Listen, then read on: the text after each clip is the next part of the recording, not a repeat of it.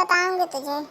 जब तेरा पति ड्यूटी से आए, यानी मेरा बेटा जब ड्यूटी से, तब तुम बढ़िया से सज वज के रहना, अच्छी सी साड़ी पहनना और लिपस्टिक खूब गाढ़ी लगाना, खूब तैयार होके रहना।